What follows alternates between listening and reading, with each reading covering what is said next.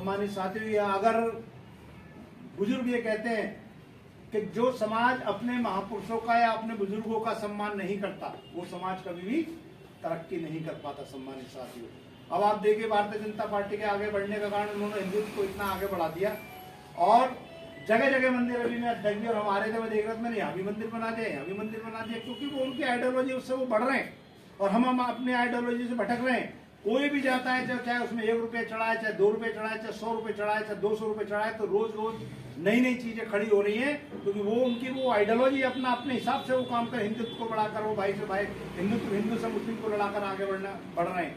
लेकिन सम्मानित साथी, जो बहुजन समाज पार्टी की सोच थी, जो बहुजन समाज पार्टी परम पूज्य माननीय काशीराम साहब ने जब बहुजन समाज पार्टी बनाई थी तो ये कहा था कि बहुजन समाज पार्टी केवल राजनीतिक पार्टी नहीं, ये एक मिशन है और इस मिशन का उद्देश्य है जो भारत में सदियों से गैर बराबरी की व्यवस्था जात पात के नाम पर, ऊंच नीच के नाम पर चली आ रही है, उस गैर व्यवस्था को खत्म करके समता मूलक समाज की स्थापना, यानी सबको बराबर का दर्जा देना, समता मूलक समाज की स्थापना करना बहुजन समाज पार्टी का प्रथम और अंतिम उद्देश्य सम्मानित साथी होगा। लेकिन इन्होंने इंसान से इंसान को लड़ाने का, जात पात में, धर्म में इन लोगों ने इतने गड्ढे खोद दिए।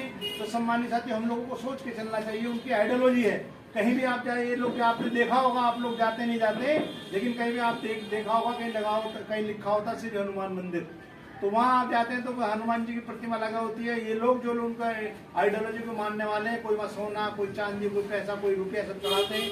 कहीं लिखा होता श्री शिव पार्वती मंदिर, तो वहाँ पर लोग जो है अपना जो भी कंट्रीब्यूशन है वो देने का काम करते हैं। बहुत से लोग तो उनके मंदिर बनाने के लिए जमीन तक दान देने का काम करते हैं। कहीं लिखा होता श्री राधा कृष्ण मंदिर, तो राधा कृष्ण की मूर्ति होती है, वहाँ सोना चांदी तमाम तरह के लोग दान करते हैं। लेकिन सम्मानित साथी, आप लोगों ने सोचा अगर इस देश का दलित, किसान, मजदूर, अल्पसंख्यक बहुत पार्टी को सम्मान मिला है, मैं अगर यहाँ पूरे एमएलसी की हैसियत से आप लोगों को केंद्रीय कोऑर्डिनेटर की हैसियत से आपको संबोधित कर रहा हूँ, बाबू जी यहाँ पर केंद्रीय कोऑर्डिनेटर की हैसियत से सम्मान के साथ बैठे और आप भी यहाँ सम्मान के साथ चेयर पर बैठे, तो वो देन किसी देवी देवता की नहीं, वो देन हमारे महापुरुषों की है। सम्मानित साथियों, बहुजन समाज में जन्मे संतों महापुरुषों की है।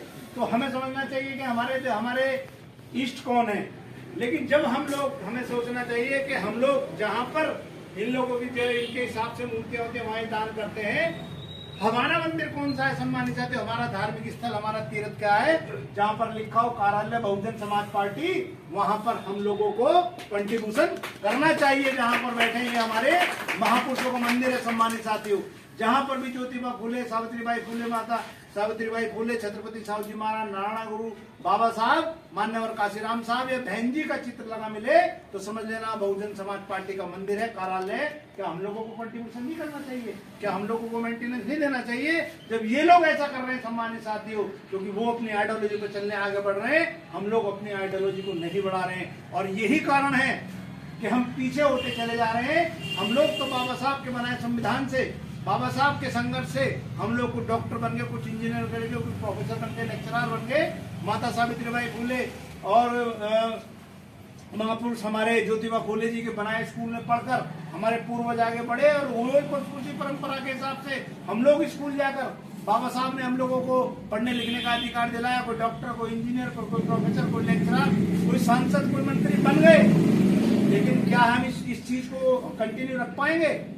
क्या हम रख पाएंगे? जो इस वक्त देश के हालात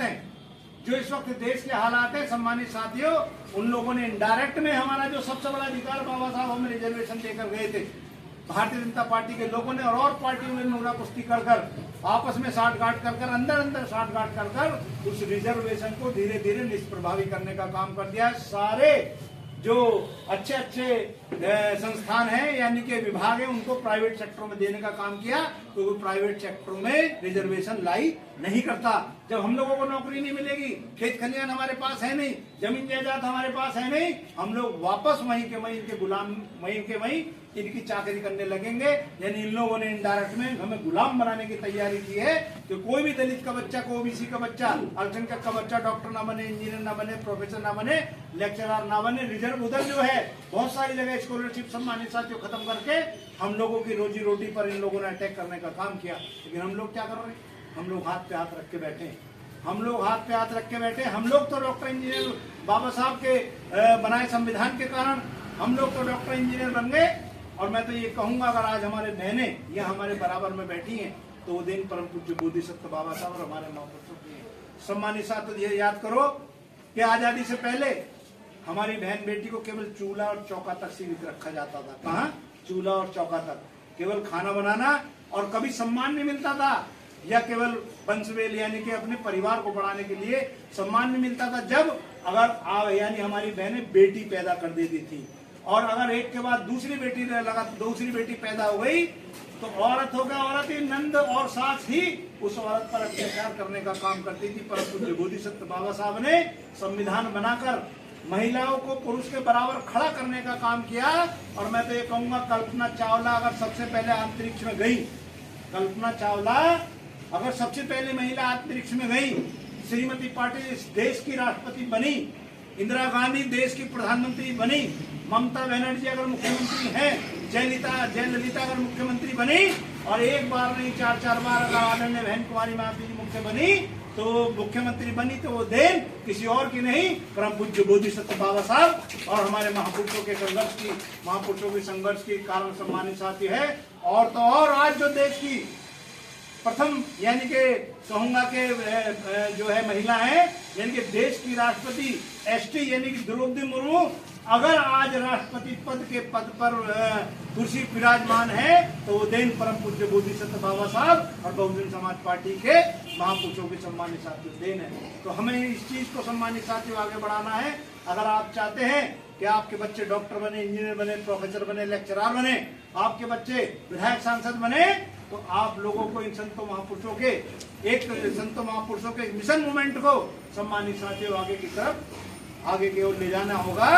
और नहीं तो हम लोग फिर वही हमारे बच्चे गुलामी में आंख खोलेंगे, हमारे आगे हांडी बंदी होगी और पीछे झाड़ बंधा होगा, हमारे आगे हांडी बंदी होगी, हमारे बच्चों के पीछे झाड़ बंधा होगा, हम लोग सार्वजनिक स्थलों पर चल नहीं पाएंगे।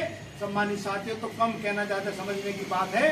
तो सम्मानित साथियों, केवल देश में चाहे महिला हो, चाहे गरीब पुरुष हो, चाहे अनुसूचित जाति जनजाति के अलावा गरीब गुरबे या अल्पसंख्यक समाज के लोग हो, इस देश में अगर राजनीतिक, सामाजिक, आर्थिक रूप से कोई भी पार्टी या कोई नेता अगर बनाना चाहती है तो एक पार्टी बहुजन समाज पार्टी और नेता आदरणीय बहन कुमारी महात्मा जी सम्मानित साथियों, दूसरा और कोई नहीं। तो हम सब लोगों को मिलकर जो भी बहन जी का आदेश हम लोगों को मिले, हम आप लोगों को हमारे द्वारा मिले, बहन जी का आदेश हम लोगों को मिले, तो हम सब लोग मिलकर समयबद्ध तरीके से हम समय पर उस काम को पूरा करके दिखाएं।